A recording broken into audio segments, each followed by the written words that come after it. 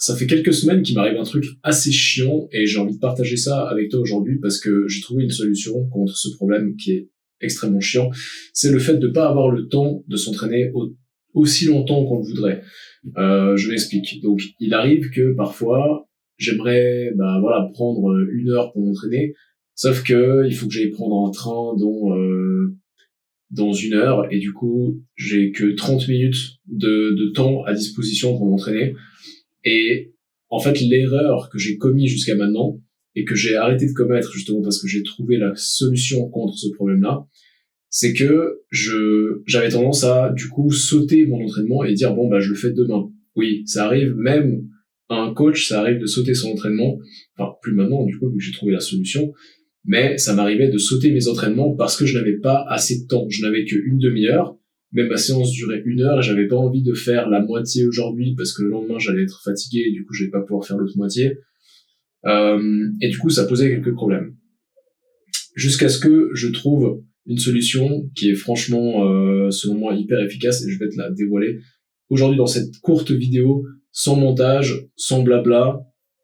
Pourquoi je fais pas de montage? Bon déjà, ça prend un temps fou et j'ai pas le temps. C'est pas mon métier, je suis pas youtubeur, je suis coach sportif. Donc là, je fais cette chaîne YouTube, pour partager mes expériences, partager mes connaissances, mon savoir avec le grand public. Mais je suis désolé pour ceux qui voudraient que la forme soit un peu plus élaborée, c'est-à-dire ceux qui voudraient qu'il y ait des montages, un fond exceptionnel, un studio avec un micro, etc. Des fois, j'utilise un micro, mais ça m'arrive pas tout le temps. Justement pour des questions de temps et aussi faut pas se le cacher, le montage c'est vraiment chiant. Enfin, certains aiment faire du montage et je respecte, chacun a ses passions, chacun son job, mais moi personnellement ça me fait chier de faire du montage. Voilà, je vais pas vous le cacher, c'est pas mon truc. Moi ce que j'aime faire c'est coacher des gens, ce que j'aime faire c'est permettre aux gens qui viennent me solliciter de changer leur physique, changer leur vie au mieux. Et tout le reste, ça me passe au-dessus. Donc voilà. Assez de blabla, je vais directement rentrer dans le vif du sujet. Alors, quelle est cette solution que j'ai trouvée pour raccourcir mes entraînements? Eh ben, c'est très simple.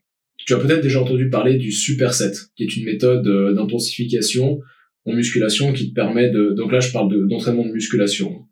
Donc là, tu vois, quand tu fais un superset, ça veut dire que tu enchaînes 2 exercices qui travaillent chacun un muscle et son antagoniste. Donc par exemple, un superset qui serait pertinent, ça serait de faire des tirages horizontaux, donc rowing à la barre, suivi d'un bench, d'un développé couché.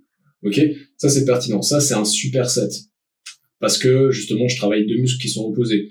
Je travaille le même pattern de mouvement, la même ligne de mouvement, tu vois, poussée horizontale, tirage horizontal, et du coup je travaille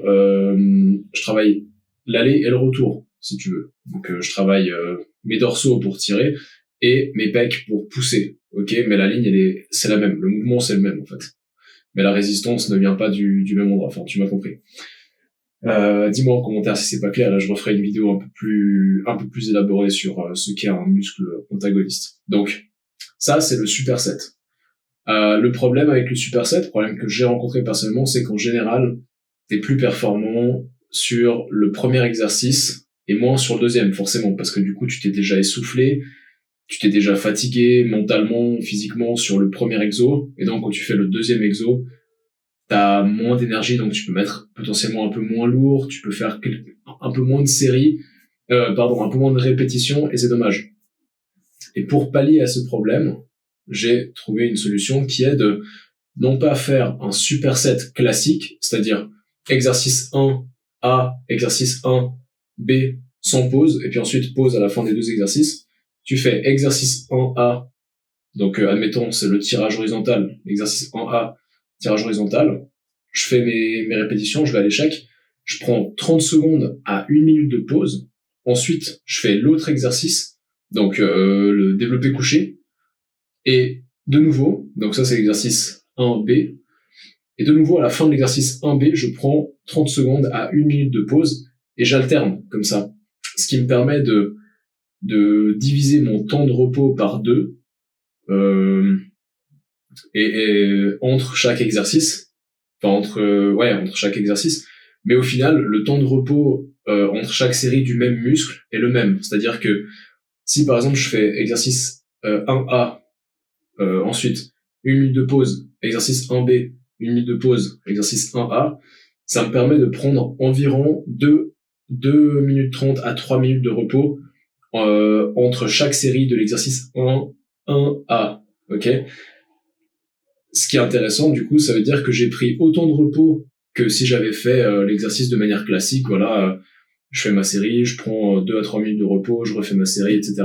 Sauf que là, j'ai alterné. Donc, en 10 minutes, au lieu de faire seulement un exercice, j'ai fait 2 exercices à la fois. Ce qui fait que j'arrive à faire mon entraînement 2 fois plus rapidement. Et ce qui est intéressant avec cette technique également, c'est que du coup, étant donné que tu es beaucoup plus en mouvement, beaucoup plus...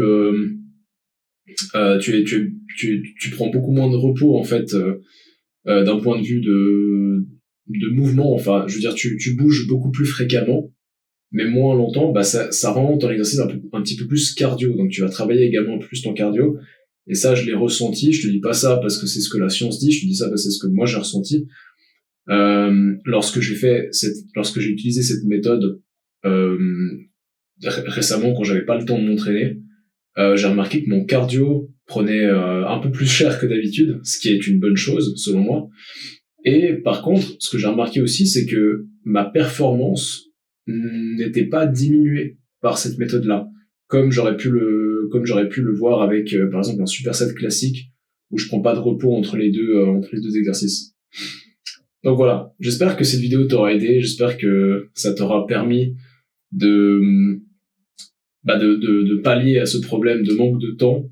Si tu as des questions sur ce sujet ou sur d'autres sujets relatifs à la musculation, l'optimisation de temps lorsqu'il s'agit d'entraîner dans les meilleures conditions possibles avec les meilleures méthodes possibles, etc., je t'invite à t'exprimer dans la barre des commentaires. Et autrement, je te dis à la prochaine.